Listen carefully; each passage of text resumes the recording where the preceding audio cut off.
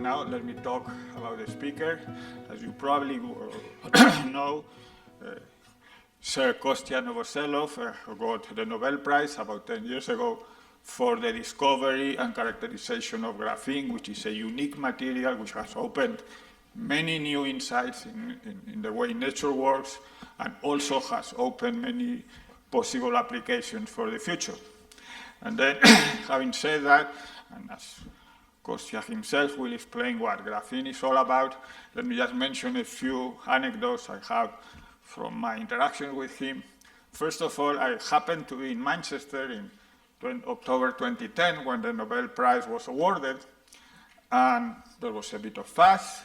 A person, another scientist in the team, ordered pizzas and champagne or cava, sparkling wine to be more precise, and life went on as usual. I mean, not during the mornings because the labs were filled with journalists, administrators, and other important people, but in the afternoons and in the evenings, people kept working as usual.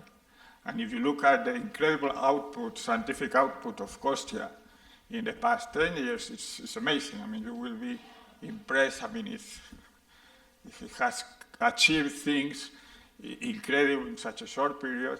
And just to end, let me also mention that when he arrived in Aspen, I think in less than 2 hours after landing here, he was already working on another paper. And this morning at 7 a.m., when the hotel restaurant opened for breakfast, he was there sitting at the table, writing diagrams and drawing sketches. So he's an incredibly scientist, and his future projection will be as well unbelievable. So thanks for being here. Great. Thanks a lot, Paco.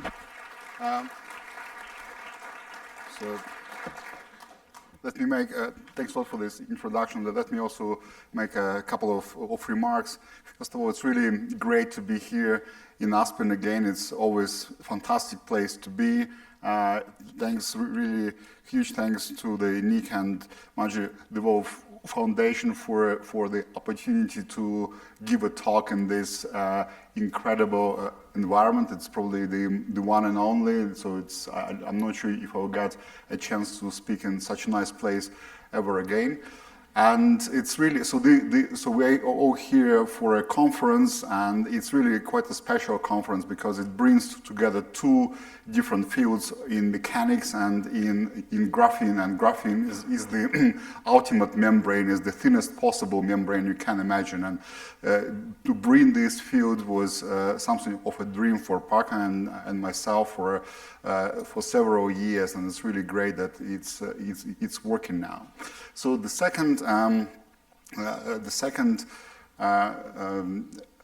remark I wanted to make, that to say that I had a bit of a panic attack about an hour ago when I entered into this house and I saw all the advertisements of comedians who are going to speak after me. So I wasn't sure what to do, what to think. So I decided that I will kind of ramp down a little bit my talk, and I'm still going to talk about graphene, but I will put it into a broader context and talk about the story of SP2 carbon in general. So I think it is equally fascinating subject, and I'll see what you think about this. But it's still a scientific talk, so it's not going to be all about fun. So you would have to work a little bit. So you would have to be with me for the next 2-3 slides. If you survive through those slides, then you are okay for the rest of the talk. So let me first explain what is the title about. So the story of SP2 carbon. So I guess the only word which people might not understand is this SP2. So let me start with that and with explaining what is SP2 carbon. So carbon, so it's one of the maybe simplest elements you can imagine, but at the same time it's extremely versatile. It's of course the foundation for life, which on Earth. And if you want to know something about carbon atom, all you need to do is really to look into the periodic table, and I'll just switch off the phone, and just count the elements before it. So hydrogen 1, helium 2, lithium, beryllium, boron, carbon. Carbon is number 6, and so you don't even need to count. It's written, and really what it means that carbon has 6 electrons in total. Then out of those 6 electrons, 2 are sitting on the lowest orbital, so they don't participate in they don't participate in chemistry. So we're left with 4. So 4 is a reasonable number, countable number, so we can deal with it. So, and generally the configurations are like this: that you have 1 s electron and 3 pi electrons. So the s electron is this yellowish. The yellowish cloud, so it's a sphere, and then pi electrons are those dumbbell purple clouds. And what carbon atoms do in order to create chains and create chemical bonds, they usually try to extend their electronic clouds, and they do it by combining 2 of those, the purple and the yellow one together, and then they can extend it a little bit further and make it more efficient bonds. And then, if you combine one yellow and 1 purple, so 1 s and 1 pi, you are in so-called SP hybridization, so you get 2 active chemical bonds. If you combine 1 yellow and 2 pi's, then you create 3 active chemical bonds, and if you combine all of them together, you are in so-called SP3 hybridization, so you get 4 chemical bonds here. So we are going to talk about the chemical structures which are based on carbon atoms, which are in this configuration. And generally, we can in nature, all of those can be found. So the gas which can be used for burning, for example, it's ethane. So it has carbon atom, and then each carbon atom, which are blue, has 4 neighboring atoms, 1, 2, 3, 4, and so it is in sp3 hybridization. We can put it into ethylene, just remove 1 hydrogen here and make a double bond here, so it has only 3 neighbors, or we can go to acetylene, where it has each of the carbon atoms would have only 2 neighbors. If you don't like gases, actually, so that chemists, they put those names not just randomly, they put those letters which actually mark the hybridization. If it is A, so we would know immediately that we're talking about sp3 hybridized carbon. In nature, you see this difference as well. If carbon can link only to 3 possible neighbors, then it forms graphite or graphene. So it has a planar structure, and if it can link to 4 different neighbors, then it can form very strong, very robust diamond structure. So it's the same element which forms graphite or diamond. It just in which chemical configuration the carbon atoms are. So that depends. The properties depend extremely strongly on the chemical configuration of the atoms. So you might ask me, why did I choose today to talk about the story of something black and smudgy like graphite, not about the hardened and shiny like diamonds? And well, there are several reasons for that. Well, first of all, diamonds are known for good 3,000 years. Graphite is known only for about 500 years, so it's 2,500 years less for me to cover today. So it's much easier, and within the limited time, we really have to think about this. Then another reason is that despite what they tell you in the movies, diamonds are actually not forever. Diamonds is a metastable state. All the diamonds gradually turn into first graphene and then into graphite. So actually, graphite is the most stable configuration. And also, well, we're scientists. We work with pencils, and we paint in pencils. I think it is more appropriate for scientists to talk about graphite. What do we know about diamonds? Anyway, so where this number 500 years is coming from? So you probably got from my accent that I'm of Russian origin, but I spent a long time in Manchester, UK. That's where we started to work with graphene, and generally working with graphene. I started to get interested in where graphite is actually coming from.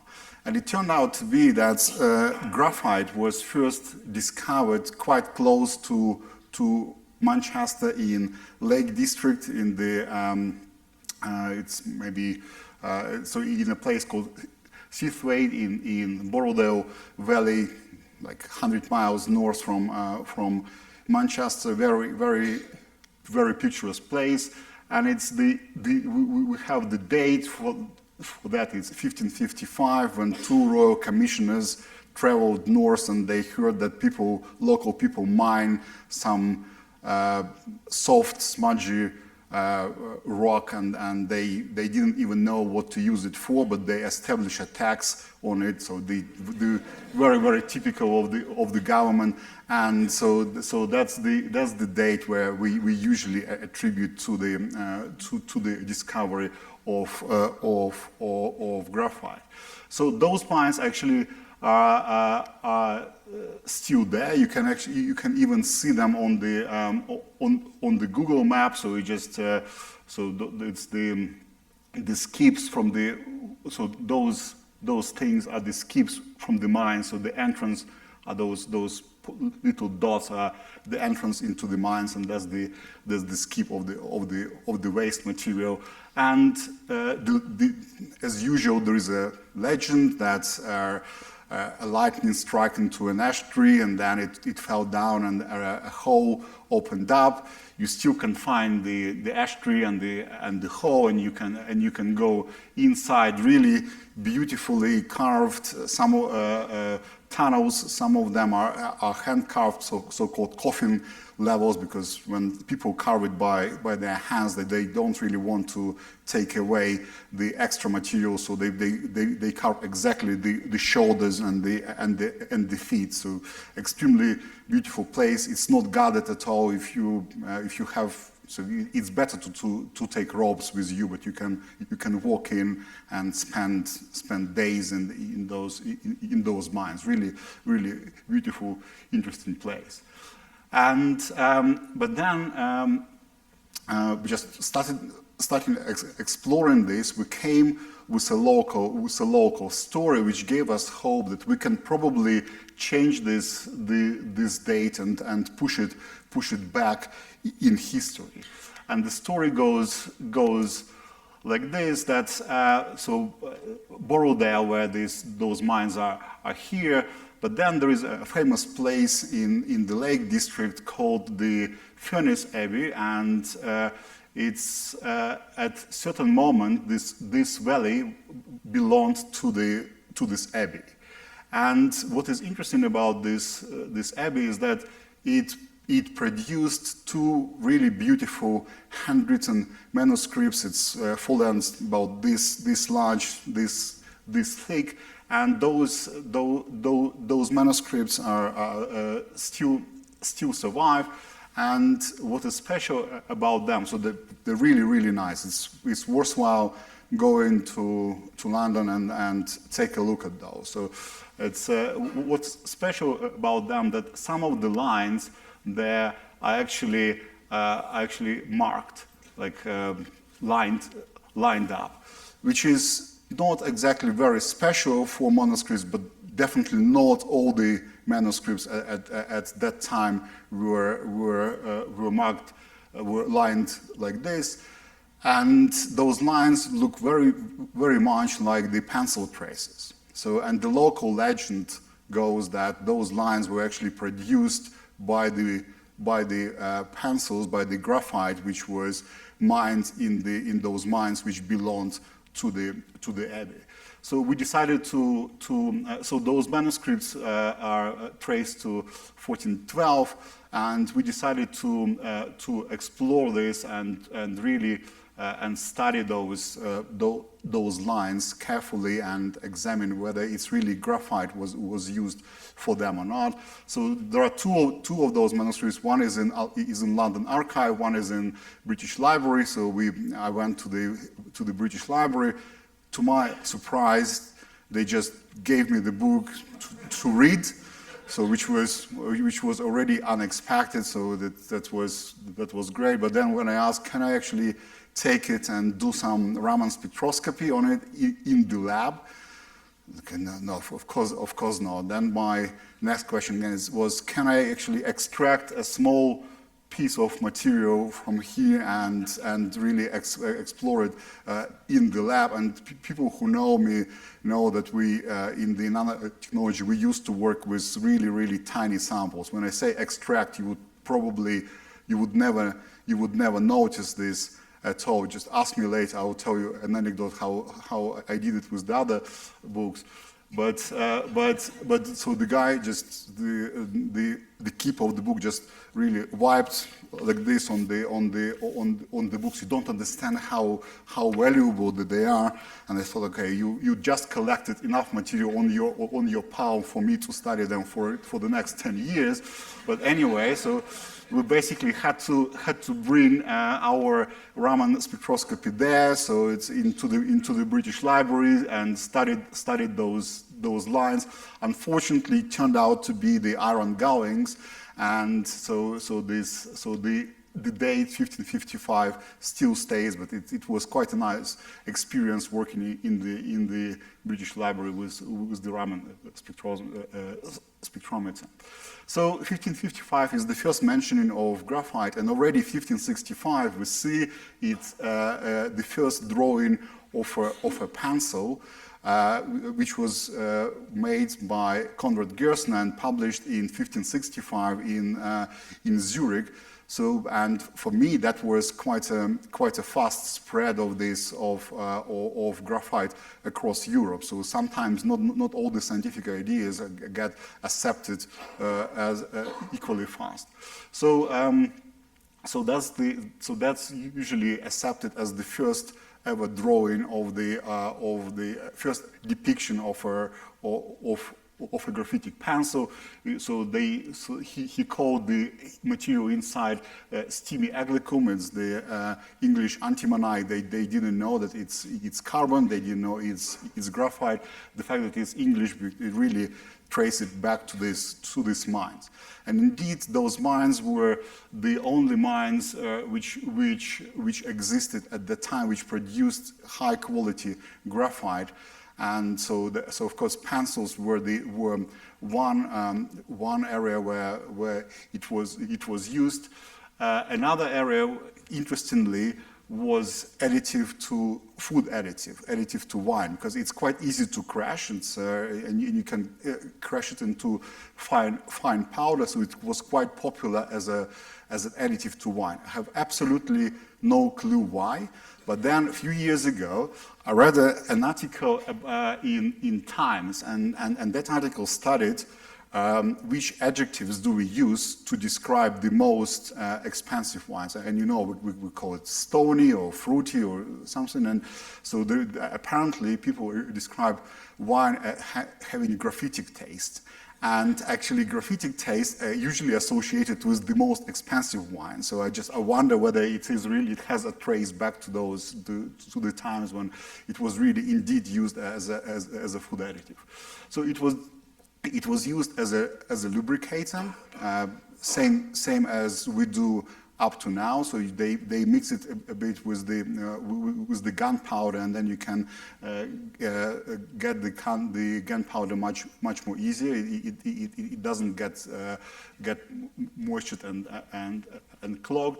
But probably the largest use is in mold casting, so the casting of the cannonballs, because it can be polished up to the really fine surface.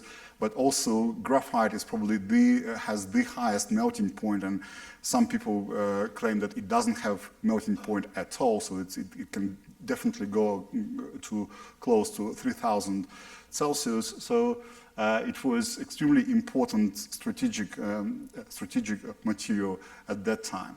And the owners of the mines, they realized the strategic importance of this material quite readily. So what they did, of course, they speculated on it. So they limited the production of this material quite severely. So so at the beginning, it cost 13 pounds per ton.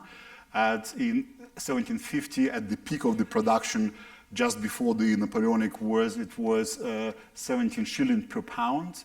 So basically a pound per pound. So it's 2,000 per ton, and which really created a lot of problems with the stealing of this material, because 17 shilling was a monthly wage for a miner, and it's a pound of material. So it's just a rock like this. So you just slip it into a pocket and walk away. So all the miners were really heavily searched at the exit. So the mines were heavily guarded, and the owners even pushed for a special legislation through the parliament, which dealt specifically with the illegal access to the mines and stealing of the graphite.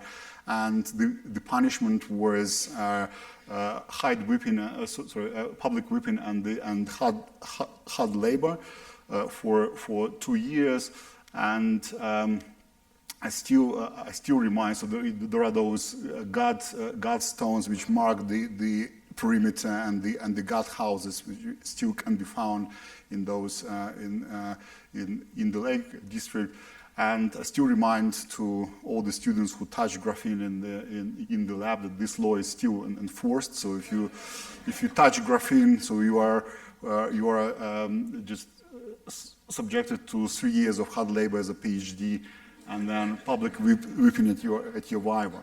So, and actually the very title of this slide, the black market, that they say that it originated from the illegal market of graphite, which existed in 17th, 18th century Britain. So it's not my idea. So it's from the local museum then.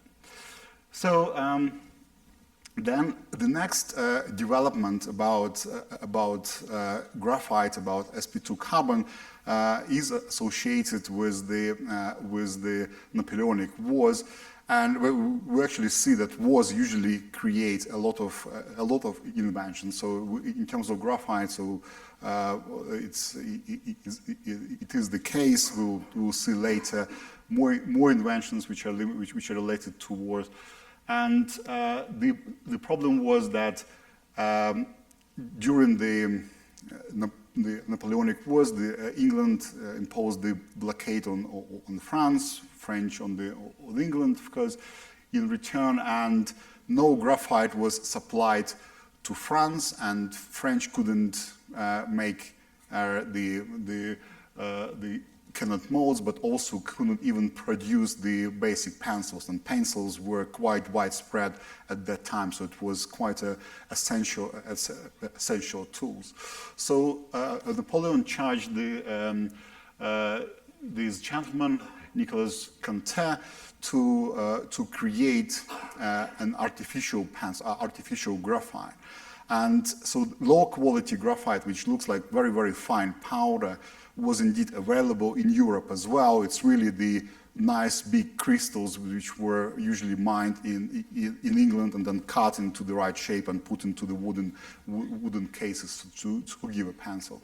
So Nicholas Cantello, what he did here, he actually mixed that graphite powder with clay and some binder and produce the material, the pencils which we actually use up to now, and this company Kostya still exists. So, and it's basically but we should remember that this invention is the consequence of the revolution and of the wars between England and France.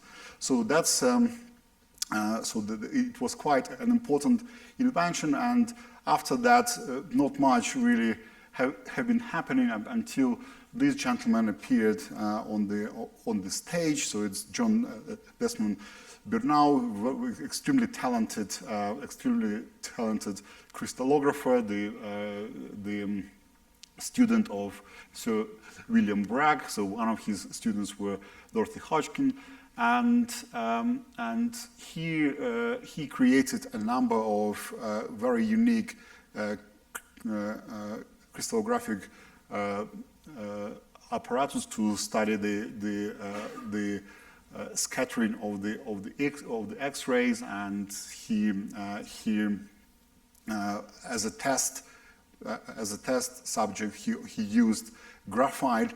And he first came with the structure of the graphite, which is basically a layered materials, and those layers are arranged in a special way within this stack. And up to now, we call that stack as a Burnau stacking. And so in his seminal paper, he even put a small picture like this, the shape of the crystal which he studied, and then a picture called the natural size, and then just a small blob, a small dot on the page. And I was wondering, why would you bother to draw it?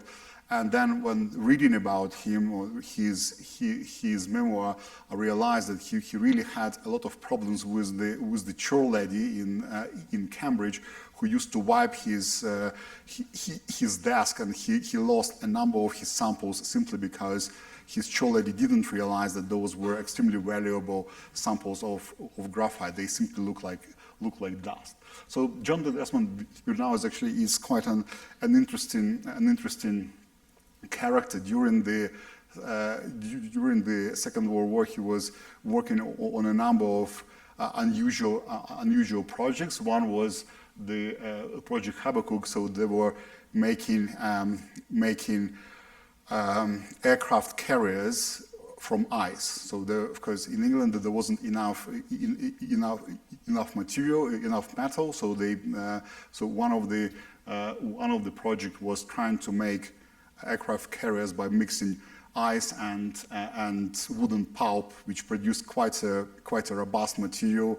And when ice melts up to the pulp, so it stopped melting, so it's quite robust against melting as well. Unfortunately, it wasn't used at the end. But then he also worked on the Project Mulberries, the temporary harbors in Normandy, and he got the Stalin Prize in 1953 for that. So so people more or less were satisfied that we know the structure of graphite, but apparently it wasn't enough. And the next big push for the study of the structure of graphite was given by the Windscale Fire. I'm not sure how many people in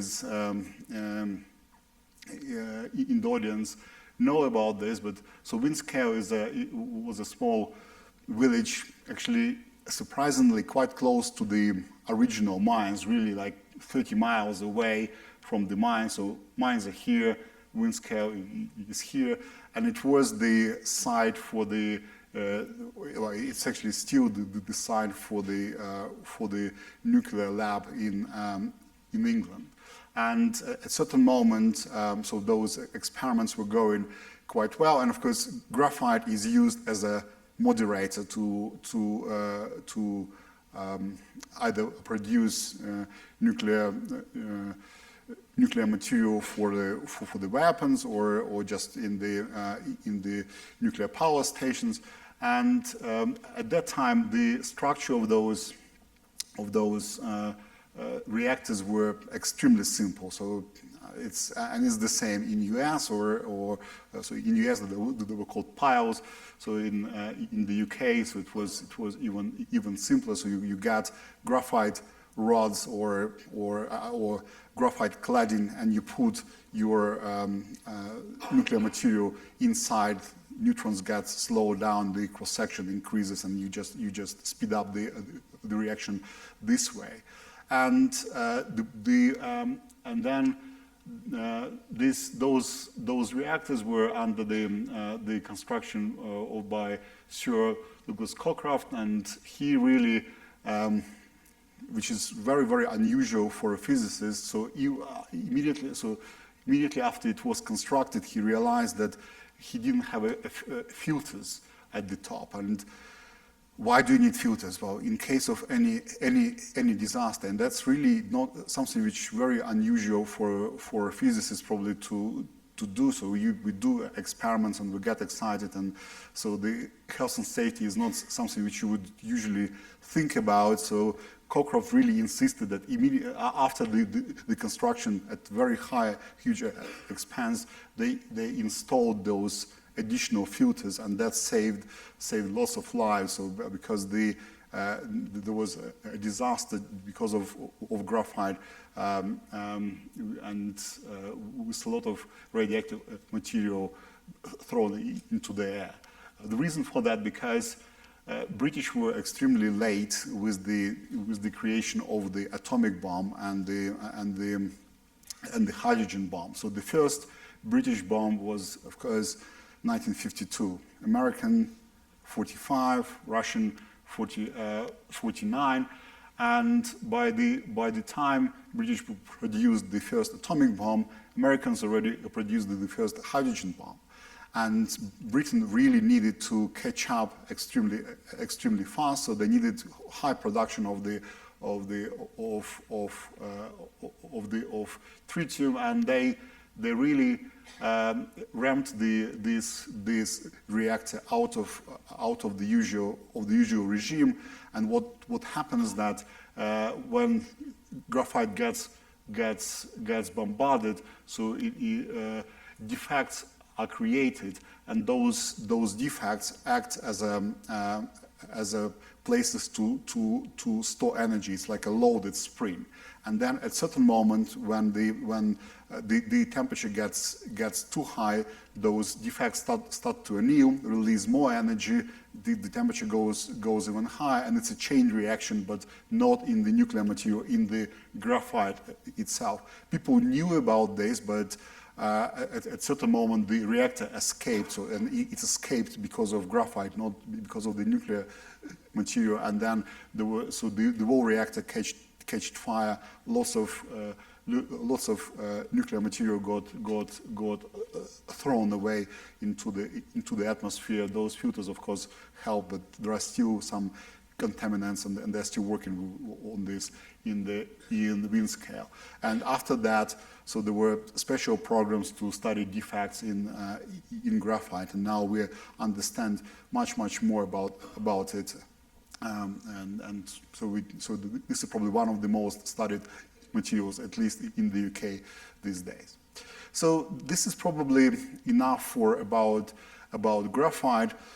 But SP2 carbon doesn't only describe graphite; it describes some other materials as well. And we go and the next chapter of this story is about the cage molecules, the C60.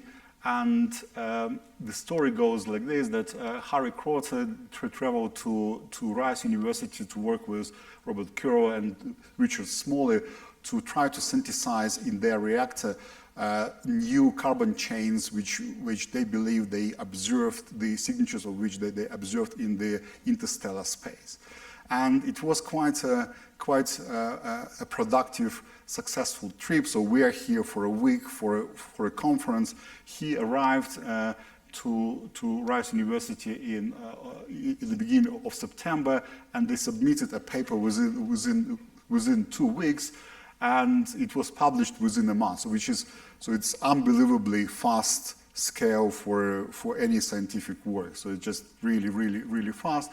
And you realize why is it so? Because the paper is only 1.5 page, only three pictures, and one of the pictures is a picture of a football. So, and the reason why is it a picture of a football is because the molecules which they discovered consist of 60 carbon atoms, but they are arranged in a special way, like in a cage structure, and it has exactly the structure of a football. So they call it Buckminster fullerenes just because they remind them the geodesic domes, which were quite popular in US in the 20s, 30s, produced by this famous architect Richard Buckminster, and so and we still call them fullerenes. So just maybe an interesting fact that if you scale this molecule by 100 million times, you get size of a football, actually small football, and if you scale the football by same scale, same factor, you get the size of an Earth. So just to put it into a context, so how large is or how small are those cage molecules. So, and then there was a reasonably, well, I don't think it was planned, but it was reasonably fast that people realized that you can actually try to put more atoms there, and you can get not only C60 but C70, 70 carbon atoms, but you can start adding chains there more and more, and you will end up with these elongated objects, which we now call the carbon nanotubes, and so they were first observed by Sumi Ijima, and then of course it's the usual story. So then people traced the original images to some old Russian papers. But anyway, so these days we work a lot with those carbon nanotubes, and they're used quite widely in the technology. So now we got more or less almost the full family of those SP2 carbons. So we have graphite, we have the buckyballs, we have the carbon nanotubes, and it's probably nice to summarize them in terms of their dimensionality. So graphite is a three-dimensional material, so it has the length, the height, and the width. Buckyballs are zero-dimensional. You cannot change any size of them. Carbon nanotubes are one-dimensional. You can only just elongate them. You cannot change their radius. And clearly there is something missing here at the dimensionality 2. And so people, of course, introduced this fictitious material graphene long time ago, but it was observed experimentally the latest. And if I ask you which one of those 4 materials is studied theoretically the most, it's of course graphene, the 2-dimensional form. Why? Because it's the simplest one to calculate, of course, and theorists don't like the complicated problems, so you calculate something very, very simple, and then you can think about buckyballs as just wrapped graphene, or carbon nanotubes just rolled graphene, or graphite, just graphene layers stuck on top of each other. So it's quite an important material, but it was observed experimentally the latest of those 4. And why is it? Well, there are some fundamental reasons for that, because two-dimensional crystals generally shouldn't exist. So there are some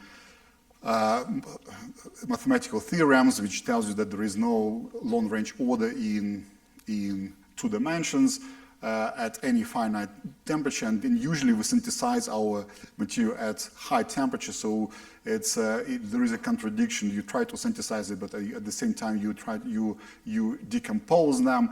But the alternative way would be to synthesize something like graphite at high temperature and then try to slice it and try to get one layer out of it.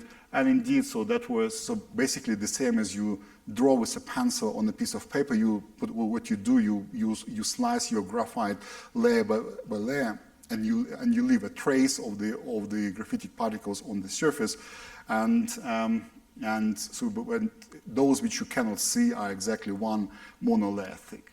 So that's exactly what we did, and so it's extremely simple technique. You just take a piece of graphite, exfoliated by scotch, and then you can produce 1 atom thick fabric of carbon atoms. So apparently you can actually see it with your naked eye. So it's still very remarkable for me that something which is only 1 atom thick you can reasonably easily see with your eyes. So, and then immediately after it was obtained experimentally, and then many groups across the world obtained it, people realized that it has a number of unique properties. It's the most conductive, the most thermally conductive, the most impermeable material, and so on and so on and so on. And really, most of those properties are because of the very special structure of this of the graphene lattice. And so you would have to be with me for the next two slides again. So this honeycomb structure looks very simple, but for physicists it's not one of the simple Brabant lattices. It's actually quite complex. So it has 2 atoms per unit cell. So I mark those atoms red and green, even though we all know that carbon atoms are blue. And because you have 2 atoms per unit cell, you have to allow quantum mechanical configurations for electrons to sit on both atoms simultaneously. And if you do it, you arrive at a very special structure for electronic properties. So it has the linear dispersion. So its electrons behave more like photons rather than massive particles. So what's so special about this relation? I'm not going to talk to try to explain in those diagrams. I'll just give you more or less just a hand wave argument. So why is it special? So generally, most of the conductive materials which are available to us can be divided into 2 classes. Those where electrons, negatively charged quasiparticles, conduct electricity, and those where holes, positively charged quasiparticles, conduct electricity, like copper or aluminium or N-type silicon and P-type silicon.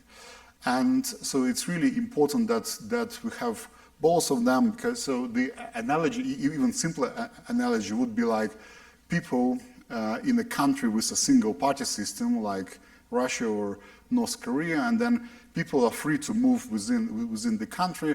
But if the country touch each other, there is a border control, and if you bring these two materials together, there is a border control as well, and you can control the flow of electrons between, same as you can control the flow of people across this border. And that's basically, in a nutshell, how your transistors work. So if you remember this, you know pretty much everything how your semiconductor devices operate. In graphene, we have both electrons and holes at the same time. They are described by the same equation, and because of that, the analogy of a country here would be the United States. I should apologize. I still cannot come with the results of the last election, so this is still the Obama election. And people are like, can cross the border between the states, irrespective of Republican or Democratic, without any problem. So here we can control the flow. Here we cannot electrons move freely, and it has really very unusual consequences in terms of the transport. It means that electrons move extremely fast through graphene, and they can actually get and we can get very fast transistors. Just to summarize it on even simpler cartoon. So generally, if you work within the realm of the classic physics, if you run your car into a wall, you will crash it, obviously, right? We, in the nanotechnology, we usually work with the quantum mechanics, and in quantum mechanics there is an effect called tunneling, which allows you to penetrate through the walls with a certain probability. Now, for any massive object, it's for the macroscopic object, this probability is so minuscule that I won't try it not only with Ferrari but even with the Volkswagen. So don't try it at home.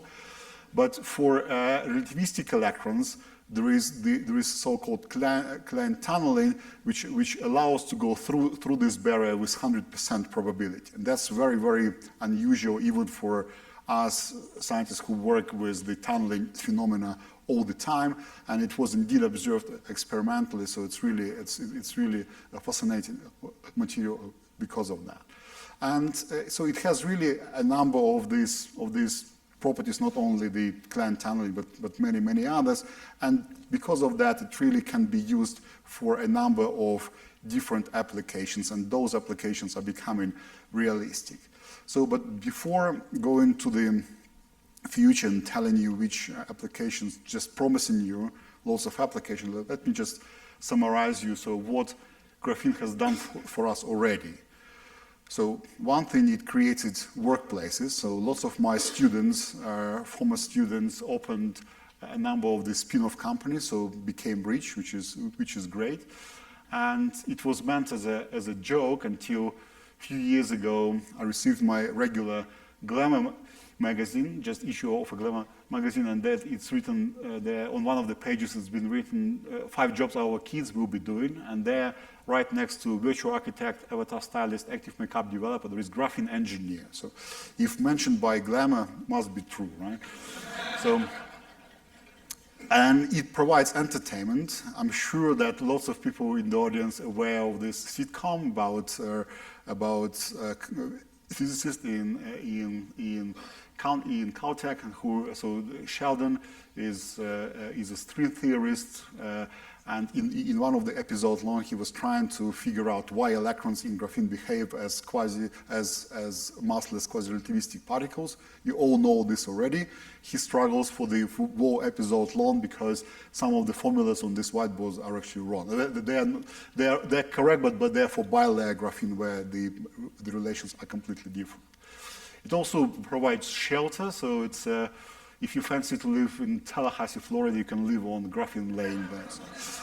Right. But in reality, so even though we think about graphene as a very special material, in fact, it just follows, when it comes to applications, it's not that special at all. It really follows the footsteps of many other materials before it. And so it's, as any other advanced materials like carbon fibers, carbon nanotube, it first been applied for the composite materials in the sports goods. A few years ago, we worked together with Richard Miller and McLaren to create world lightest, unfortunately world most expensive watches, definitely by far most expensive per gram, 1 million Swiss for 32-gram watch. So if you haven't got the 1 million Swiss, you can spend $250,000 on this on this car. It's a proper roadworthy car. It's not just one-off. It's a regular car. It's a small manufacturer close to between Manchester and Liverpool. And starting this year, they actually all of their cars use graphene body for some strange reason that the production becomes much faster with graphene because of the thermal conductivity. Then going from composite materials, most of the Huawei, the top models of the Huawei phones, they use graphene for thermal management. The only reason we cannot use it everywhere because we simply cannot produce enough graphene for this application. People are ramping up the production. Ford, I'm not sure if all of the models, but at least some of the models for sure use graphene plastics because of the noise cancelling properties. So it's really being applied for a number of the applications. But really, what we are looking for is those applications where graphene doesn't simply replace another material, where it can create completely new application because it has a number of those superlatives which you cannot find in any other materials, and you really want to create new applications for that. So I'll give you one example. It's like, it's the adaptive contact lenses. So you put graphene on the contact lens, you put another one, and you fill in the gap with the liquid crystal, and you can apply voltage, and you change the focal length of this contact lens. So you don't need different glasses. You just change the optical strength of your contact lens, simply applying voltage. Then there are lots of applications for the use of graphene as a membrane, because it's impermeable for anything, but we can make it permeable for some specific gases as well. And so some people use these nanopores in graphene for the DNA sequencing. Applications in biology like drug delivery or biosensors are actually quite widespread.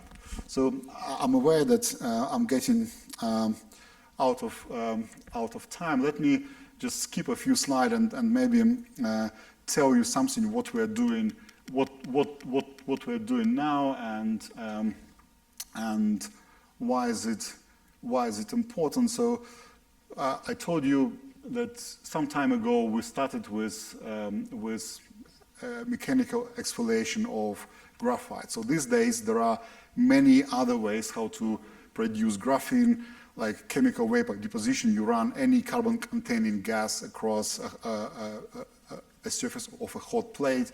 You just offer a hot metal surface, and you crack this carbon-containing species, and carbon arranged itself into monolayer graphene.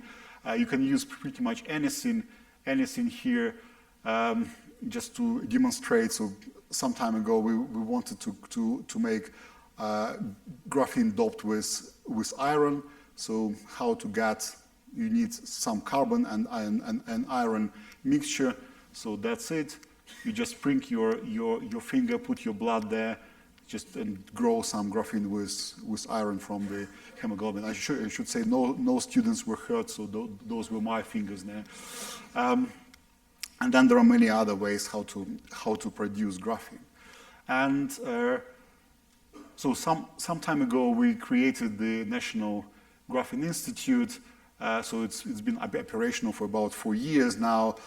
So that's how it looks now. That's how it looked about 7 years ago when we started our archaeological survey, which was quite an interesting story by itself. And we discovered rows of terrace house from the beginning of Industrial Revolution, but also the remains of fairly large building over here, which was identified as an Albert Club house, which was used as a club for German expats in Manchester in the beginning of Industrial Revolution. And we probably won't know much about this club, but this gentleman was a member in this club. I don't expect many people to recognize him. I can say it's Engels.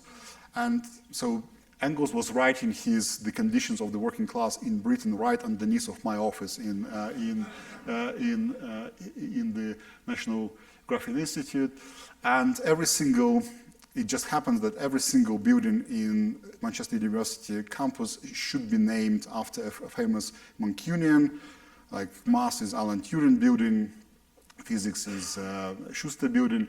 So my knee-jerk reaction was, should we name the National Graphene Institute the Engels building? But at that time, well, still now, we were quite heavily supervised by the Conservative Party, by the Conservative government. When I announced this to George Osborne, he just tapped me on the shoulder and said, Kostya, I give you money to do research, not to explore a communist past. So unfortunately, it still doesn't have a name, but same as the Communist Manifesto wasn't written by Engels alone, we're not going to stick only with graphene. We actually work on many other materials as well. Because if you think about this, if you exfoliate graphite pencil, you get graphene. Can we exfoliate other pencils, and can we get other materials as well? And the answer is yes. We can produce not only graphene, as in one atom thick form, but many other materials as well. And this really gives us a really nice opportunity. Again, I'll skip it. Sorry about this. Now we have a family of those two-dimensional crystals. So I come to work and I have not only graphene, but I have other layered materials. They're all one atom thick, but they have very different properties, from semiconductor, insulator, semi-metals, metals, ferromagnetic, superconducting, really whatever you want. And what you do now, so it's really exciting to study them by themselves, because physics in 2 dimensions, it's usually very different from the physics in 3 dimensions. But you can actually do the next step. You can, it's like you think about each of those layers is just as a page in a book, and you can write as much on a page. And so that's the story. But then you can put those pages together into a book, and the story can be much more interesting and much more complex. And that's exactly what we do these days. We create artificial 3-dimensional material by putting carefully layer by layer, one atom thick. So it's done literally by our students, by hands. Just they put one layer of one material, another layer of another material, and they create those stacks of artificial material, and we can tune it with the atomic precision, and we can encode the properties and the functionalities in it. And we already came with a number of very new, interesting devices. And so that's really one of the future applications. So materials on demand. So here is an example of one of those materials which can do light emission. So that's the future which we are looking for. So to create new artificial materials with new predetermined properties, and that's a lot of people around the globe working on this topic now. I think I will stop here, and sorry for running out of time, and thank you so much for your attention. Thank you. Right, so we can actually, that mine is still so it's out of operation, but you can get graphite from that. In principle, you can you can make graphene out of that graphite. I prefer the North Korean one. I just like it because of the quality. It's even better quality than that one. And some other people use the one from Madagascar, from Sri Lanka. So we really hunt for the best quality crystals. But many people also in this audience, they switch completely to this synthetic graphene, and they claim that now we can make graphene synthetically much better than the natural one. So in terms of the synthesis, we understand a lot about graphene. We don't need to rely on the natural supply anymore. So earlier, did you say that graphite was used to produce gunpowder? No. It's only as a lubricant. So gunpowder if there is moisture in the air, it just clogs together, and then it's very difficult to get out of this pocket. And so you just mix a little bit of fine graphite there, and then it serves as a lubricant. Right, you said that. So did the Chinese have any examples of knowing about this material and using it? I'm not aware of the use of graphite in China. So some people claim that it was used in Egypt, but I really doubt so. No traces for graphite being used in China. I think it is purely European invention. Right. I'm curious about the filtration properties. Can it be used to filter, like if you have water that has impurities in solution? Right. So. So filtration is one of the most actively developed and studied areas of applications for graphene.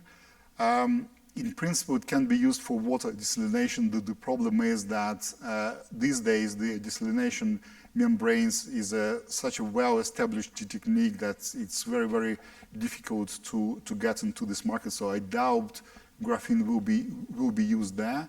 But in terms of scavenging some heavy metals, for example, it is being used already. Also in US and Canada, and for selective filtration of certain ions. For example, if you want to select lithium from potassium, so it can do it as well. So those more niche applications are more realistic. Thinking in terms of like an RO membrane or an NF membrane or some sort of like RO, where you make pure water and I mean, so it's membrane technology is more complex than, so in principle we can make pretty much any membranes out of graphene. So you can change the pore size by different ways from a range. Whether it's going to be better than the existing technology, I'm not sure. So areas where it is being used right now is the scavenging of the heavy metals and the selective filtration of the ions. Right. So you skipped over some slides pretty quickly as far as some potential uses. Are these good conductors? Are you looking at these as potential room temperature superconducting? Well, okay, I would, so can't remember. So pretty much every theorist in this audience predicted the superconductivity in this way or another in the graphene structures, and those predictions ranges from the room temperature into millikelvin range. So currently, last year, so 2 years ago now, there were very really remarkable breakthrough of observing superconductivity in graphene, in twisted graphene layers at very low temperatures. Well, actually, not very low, just below 1 Kelvin, but around 1 Kelvin. So, which is quite a remarkable thing for carbon materials altogether. I doubt that will push it to the room temperature. Really doubt. But in terms of physics, it's still very interesting. Right. Kostya, two questions. First of all, in the polymer community, there's a lot of interest in chemically synthesized graphene by making two-dimensional one-atom thick layers by doing two-dimensional polymerization. So it would be good to hear from your opinion. And the second question immediately. So there's a lot of literature about graphene quantum dots, which have nothing to do with this one-dimensional layer that you can. So it would be good to hear. They have good sensing applications, and then they're kind of fluorescent, but I don't think these are really graphene dots as it is claimed. Right. So just thank you so much for this question. So the answering the first question about graphene from polymers, it's indeed there is a range of literature on that topic. So just a few weeks ago, there was a paper in Nature of producing low quality amorphous graphene from polymers. but very quick, and apparently those materials that they find their use as well, either as barriers or proton barriers. So it's really what we need to realize that there is what we call graphene is just a generic name for a whole family of materials, and we can tune the properties of the materials in this family in a wide range, depending on what you need for your experiment or for your applications. You use one or another, and the same for the particular application. You need to find a way how to produce it and tune the properties for that application. So this amorphous graphene from the polymers, so there is quite a large use for that, and there are several companies who are working on that. In terms of the quantum dots, to be honest, I'm a bit skeptical. So there was a recent paper from Rice University on the quantum dots. I'm not sure what's the structure of that quantum dots. It's definitely carbon, but carbon, as we know, creates lots of structures. So carbon is so versatile that it creates lots of possible structure. What exactly luminesces there, I won't be able to say. So they call it graphene dots, but whether it is really graphene, I'm not sure. Right. What are the implications for the strength of this material? For the strengths? Yeah. Do we need something that's stronger than steel? Well, it's of course we need something which is stronger than steel and also light as well. But then it has some other properties, like it's extremely stiff material. So the speed of sound is very fast. So it reacts on impact in a completely different way than elastic or than materials like metals. So and then for the composites, you only use a fraction of this strengths, because it's a mixture between different materials like polymers and graphene. So you always need as strong materials as possible. So people use it for strengthening, or to create a breaking point for a crack propagation. So these noise cancelling applications for Ford are quite interesting, something which we didn't expect, but if you think about this, it's quite possible. And I think the mechanical properties of graphene haven't been studied properly so far, and that's actually the topic of the conference, our conference here in Aspen. So I think it's still under investigated, and we will see a lot of interesting results there. Right. So these last few slides, are you putting together these monolayers and then observing the emergent properties, or are you doing the inverse and starting with properties and then predicting heterostructure? Well, of course, we go from